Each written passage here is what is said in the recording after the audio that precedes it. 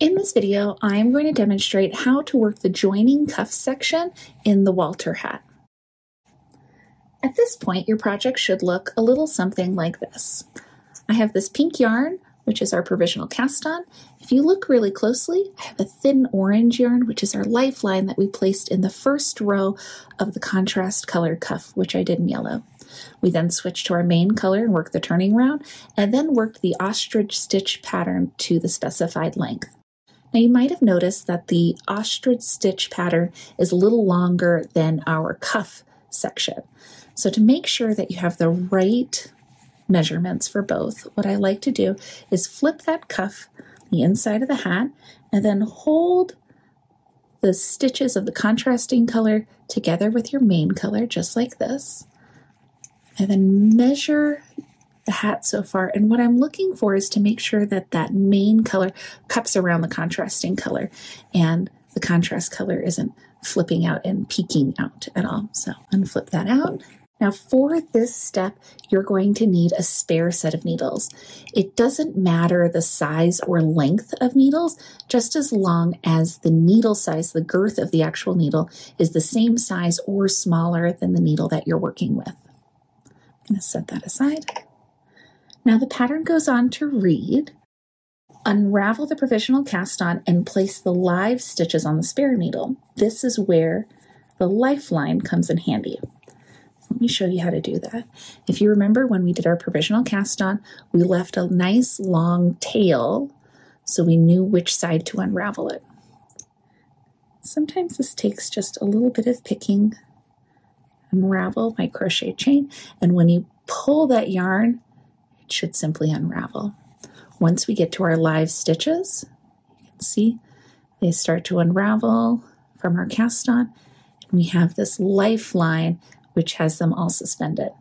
Now you can unravel the whole thing, but my preferred method is to unravel about 4 or 5 of them. I'm going to grab my spare needle, and then I'm just going to follow my yarn and pick up those unraveled stitches onto my spare needle by following that lifeline. Okay, so unravel a few more and then pick up those stitches. What tends to happen is sometimes when you unravel your provisional cast on, you stretch this out and a stitch tends to kind of get sucked in and look really small. My recommendation is to pull on your lifeline and try and stretch and get that stitch large enough so you can pick it up. This is going to take a little bit of time, but we're going to unravel all of our provisional cast on and pick up all of those stitches. Once you've unraveled your provisional cast on, we can just get rid of that yarn. And now is a good time to count your stitches that you've picked up. You should have the same number of stitches from your provisional cast on that you do on your live needles. Okay, now at this point, what I want you to do is grab your working needle and go inside your hat and flip the cuff on the inside of the hat, just like we did when we measured. And line up your left-hand needle from your working yarn and your left-hand needle on your spare needle together, okay? Try your best to ignore this lifeline and tail of your cuff. So now I'm at my beginning of round and I am going to knit this first stitch on my working needle together with one stitch on my spare needle. How I'm going to do that is I'm going to insert my right hand needle as if to knit on the working needle, and then I'm going to insert my needle as if to knit on that spare needle. Grab my yarn, wrap it around and draw my yarn through both stitches. And now take both stitches off.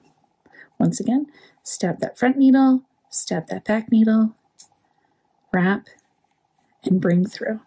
The most common mistake that I see is when people go to take off their stitches, they only take the stitch off the first one. Make sure that you're marrying each one of these stitches, knitting them together and removing them both from the needle. We're going to continue that all the way around our hat.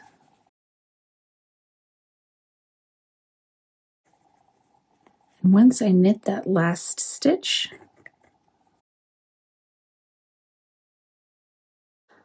I have no more stitches on my spare needle, and I no longer need that spare needle. Okay. I'm just going to slip my marker and knit one more stitch. So at this point, we have now joined our cuff together with our live stitches in the main color. What I like to do is I like to go around and make sure I'm looking at each one of these stitches and make sure that you have a purl bump on the wrong side of both your main color and contrasting color, and that tells you if you've married those stitches correctly. Once I've gone around and checked all my stitches, that's a good time to just go ahead and grab your lifeline, snip it with a pair of scissors, and pull it out. I hope you found this video helpful. If you have any questions, you know where to reach me.